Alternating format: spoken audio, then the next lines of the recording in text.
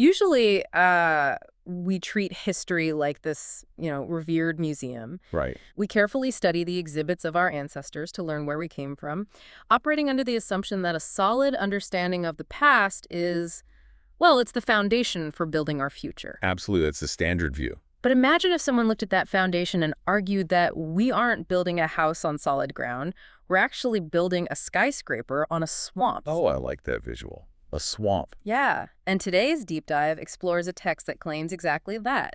It says our past is not a textbook to study, but basically a radioactive zone of primitive instincts and superstition that we urgently need to escape. If we ever want our civilization to stabilize. It's a framework that completely flips how we view our own evolution. It really does. And for those of you joining us to get a quick but thorough grasp of some highly unconventional philosophy, this translated excerpt we're unpacking today acts as a concentrated roadmap of human development. Right, so let's set the stage for you. The text is titled Or the Past of Humanity by an author named Su Feng, and it's translated by Keng Wang. Exactly. And the central premise is that humanity's ultimate destined goal is pure rationality.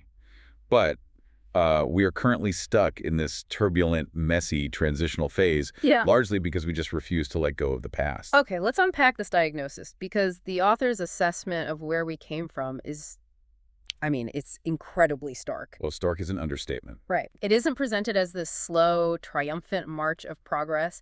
The past is described entirely as a history of suffering, extreme selfishness, and just a brutal survival of the fittest mentality. Yeah, it's framed as an era where animal instincts completely hijacked human potential. The author leaves zero room for nostalgia here. Not at all. The text defines historical eras purely by their chaos. Titans competing for power, massive religious factions competing for dominance. It's categorized as an inherently wicked time. And when you understand that premise, you see why the author believes looking backward is so dangerous. Exactly. Because if the foundational operating system of the past was selfishness and animal instinct, then bringing those old operating systems into the modern world just corrupts our current progress. right, it drags the virus into the new software. Which brings us back to the swamp metaphor. The text explicitly states that the past is, quote, not worthy of remembering and emulation. Which is wild because we are usually instructed to honor the greatness of our ancestors. Right. Replicate their triumphs. Exactly. But this text suggests the exact opposite. Emulating the past simply drags the chaos forward. Which brings us to how the author views our present moment. Right, the transitional phase. Because the text isn't entirely pessimistic. It actually argues humanity is making an escape from that historical barbarism. Yeah. And the primary engine pulling us out of the muck is scientific development. Science is cast as the hero here. Yes. Science has forced the majority of humanity to realize that the old, instinct-driven ways were fundamentally flawed. And there's a big but here, looking around at the modern world, things are obviously still fairly turbulent. Very much so. The text points out a core conflict holding us back. We aren't fully rational yet. The vital cause of our ongoing social turbulence is something the author broadly labels as superstition. And we should clarify that superstition here doesn't just mean avoiding black cats or knocking on wood. Right. No, it's much deeper than that. The author identifies 8 specific categories of superstition, 8 traps that keep human civilization anchored to the past. And while we won't cover every single nuance of all 8 for you today, we are going to look closely at the most provocative ones. Yeah, let's start with the first major hurdle. It involves what the author views as the destructive nature of fanaticism. Okay, yes. The text categorizes fanaticism regarding religion, great men, and societal masters as a massive roadblock. The argument is that extreme reverence is always an emotional choice, never a rational one. Right, and when an entire society lets raw emotion take the wheel, it actively suppresses human nature and creates the conditions for conflict. The underlying mechanism the author is criticizing here is the abdication of individual reason. Meaning we stop thinking for ourselves. Exactly. The text concedes that every nation has its founding heroes or uniquely foresighted masters who made immortal achievements. Sure. Respecting them is fine, but the moment respect crosses the line into worship, society enters a vicious cycle. The author goes so far as to classify this specific kind of mania for great men as a literal mental illness. A mental illness, that is a striking diagnosis. It's categorized as a modern mutation of that ancient barbaric ignorance we're supposed to be escaping. You admire a historical figure so much, it literally becomes a cultural pathology. And the text uses this really beautiful, fascinating celestial analogy to explain exactly how this worship halts progress. The star analogy, I love this one. Yeah, it compares a magnificent nation to a brilliant universe, where the great masters and talents are the twinkling stars coming out in succession. But then it exposes a massive flaw in how we structure leadership and culture. Right, because if a nation decides to treat one of those masters like a son, And forces the entire society to constantly revolve around them. then the sheer brilliance of that single sun completely washes out the light of all the other stars. The sky looks empty because one object is just too bright. Exactly. If you're staring at the sun, you are completely blind to new potential. The nation is left with no successors because nothing else is allowed to shine in that environment. And if you think about how this applies to our modern world, it's highly relevant.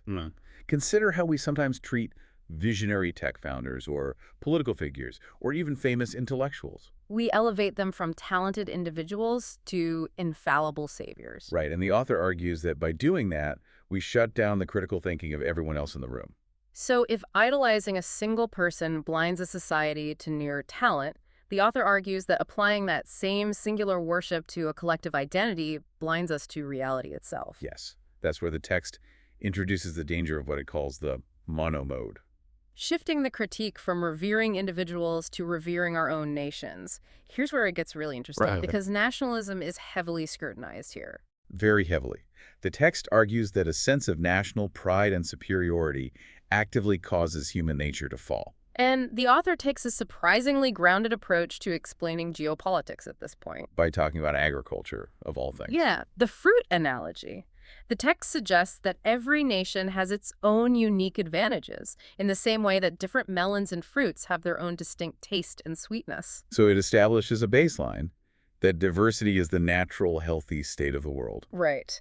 But then the text asks us to imagine a scenario where a watermelon and a peach decide that they are objectively the best fruits in existence. And because of that declared superiority, they conclude all other fruits must be eliminated. The author calls this an overbearing behavior that creates a monomode, a single dictated way of existing that crushes natural variety. It's a great metaphor. It is, but I do want to push back on the boundaries of this argument for a second. Sure, what are you thinking?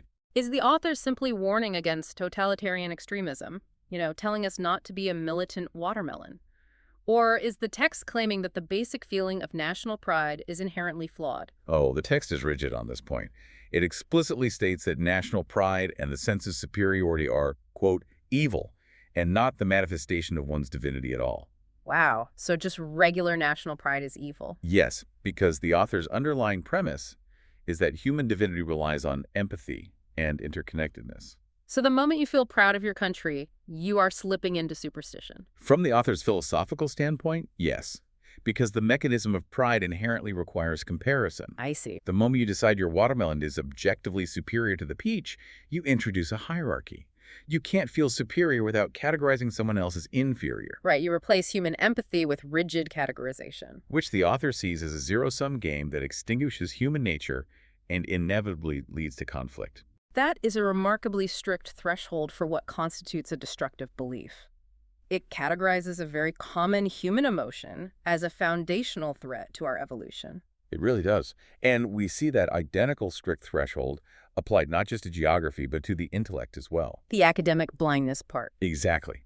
The text warns against the superstition of blindly following any academic theory or conclusion. Now, it makes sense to question outdated dogma, sure. But the text applies this to scientific theories, too, which feels counterintuitive. So?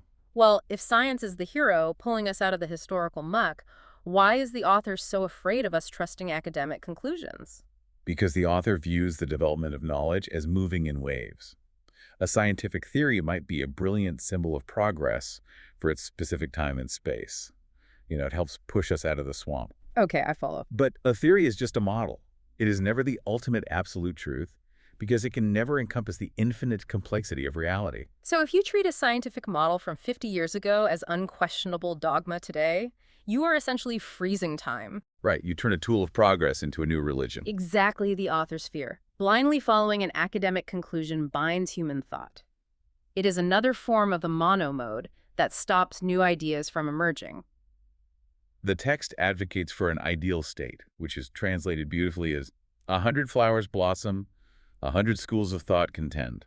If you rigidly lock onto one single theory, you basically pave over that intellectual garden. Exactly. So we have these massive traps of reverence, worshiping people, worshiping imaginary national hierarchies, and worshiping academic frameworks. But as we move further into the text, the author takes a very sharp pivot. Yeah, into a highly specific category of superstition. The illusions of the supernatural and the human desire to seek extraordinary powers. This section is wild. It's where the author's cosmological worldview is laid out with startling specificity. The text isn't just speaking in abstract metaphors anymore. It establishes very rigid literal rules for existence. Let's lay those rules out impartially, because they paint a very distinct picture of how the author believes the universe operates. Rule number 1 is biological destiny. The text says if you have human DNA and a human body, you are a human, period. Right. You cannot transcend your biology to become a god. And the text follows that with rule number 2. As far as humans are concerned, there are only two gods, Jesus and Satan. The author claims any other gods are entirely fabricated by humans. And the logic here is that humans, frankly, don't have the cosmic authority or the eligibility to just invent deities and then build societies around worshiping them. That behavior is framed as the ultimate arrogant superstition. And the rules regarding the supernatural extend to ghosts as well. Yes. The text's solution to ghosts is wonderfully pragmatic, honestly. It literally says they only bother you if you pay attention to them, so simply ignore them. Just ignore them. But the author goes much further, claiming that promoting ghosts in movies, books, or cultural conversations is a historical retrogression. The actual phrase used is that engaging with ghost stories is a wicked act incompatible with modern civilization. What the? Yeah. The philosophical mechanism is that indulging in the supernatural pulls humanity's collective focus backward. Instead of using our mental energy to build a rational future, we waste it staring into the shadows of the swamp. Exactly. And the author is equally ruthless about the human obsession with gaining supernatural powers. Which brings us to another excellent, highly visual analogy regarding the sheer absurdity of trying to escape your own nature. The produce section makes a return. It does. The author writes that an ordinary human trying to gain extraordinary supernatural powers is like a potato wanting to become a tomato. Or a red date wanting to become a walnut. It's both unnecessary and impossible. It highlights how the author views these spiritual pursuits not as enlightenment, but as a biological rebellion. You are a potato. Be a good potato. Don't waste your life trying to magically grow a tomato skin because it is biologically and physically impossible. What is particularly fascinating here is that the author isn't just making a broad, timeless, philosophical point. No, they are targeting a very specific, real-world phenomenon. Right. The text explicitly criticizes the explosive popularity of gong exercises, specifically practices like qigong over the last few decades in China. The text does not hold back on this topic. It treats these practices as a tragic waste of human potential. The author argues that trying to cultivate a third eye or superhuman, mystical abilities traps otherwise intelligent, wise people in a mud of self-anesthetizing and self-deceiving. Let's look at the psychology of why the author thinks this happens. Sure. When the real world becomes too difficult or complex to navigate rationally, people retreat into these mystical exercises. They convince themselves they are achieving a higher plane of existence, when in reality, they are just escaping their responsibilities to the human race. They get stuck. They refuse to move forward in the rational, physical reality, but because they are physically incapable of actually achieving supernatural powers... Because a potato can't become a tomato. Exactly. Because of that, they just lose their way entirely. It is the ultimate distraction from the hard work of building a rational society. I do have to bring up a massive paradox in the text regarding this, though. Oh, the reincarnation bit. Yes. The author is incredibly strict that ordinary humans cannot have supernatural powers. The boundary between the human and the divine is sealed. Right. But in the exact same section, the author casually admits that beings from other times and spaces can be reincarnated into the human world. It does seem like a glaring contradiction at first glance. The text says, these reincarnated beings are given special abilities, profound wisdom, and specific missions by the greatest creator. And crucially, it says this mission is physically encoded in their DNA. Yeah. So the text is basically stating the supernatural does actively exist on Earth, but it's just completely off limits for the ordinary person to seek out. That distinction is the cornerstone of the author's hierarchy. Okay, explain that a bit more. Well, the author isn't a strict, cold materialist denying all spirituality or magic in the universe. They are outlining a rigid cosmic order. So there are rules to the magic. Exactly. If you are born an ordinary human, your encoded path is rationality and natural law. That is your purpose. Right. If you attempt to force yourself across that boundary, to communicate with the spirit world or hack the system to gain powers you weren't given at birth, the text claims you will literally be led to the devil. Wow. So the premise isn't that magic is fake. The premise is that an ordinary human trying to hack the cosmic system to get magic is an act of evil. The author states that the only humans who can truly communicate with the spirit world are those with perfect human nature. And the implication is that the vast, vast majority of us do not possess that. Not even close. Yeah. So if you don't have that perfection, then whatever entity you think you are communicating with through mysticism is either a hallucination or something actively trying to lead you astray. It's an intense, highly regimented framework. You have to stay strictly in your biological and cosmic lane in order to help humanity progress out of the swamp. And when we pull all these distinct threads together, the danger of worshiping masters, the trap of national superiority, the stagnation of academic dogma, and the illusion of supernatural pursuits, we get a very clear picture of the grand timeline the author is presenting. So let's synthesize this timeline. We started with the past, which we now understand is a hazardous waste zone built on a foundation of animalistic survival, extreme selfishness, and primitive superstition. Right. Then we arrive at the present, the messy, turbulent era where you and I currently live. And the text defines our era as a chaotic tug of war. Exactly. Science is actively pulling us forward into rationality, but these 8 categories of superstition are deeply embedded in our culture. Acting as anchors dragging us backward. Yeah. But there is a future vision here, right? A resolution to the tug of war. There is. The text does offer a vision of the ultimate goal. The author's hope for the future isn't the complete sterile eradication of all spirituality or religion. Okay, so religion survives. It does, but it transforms.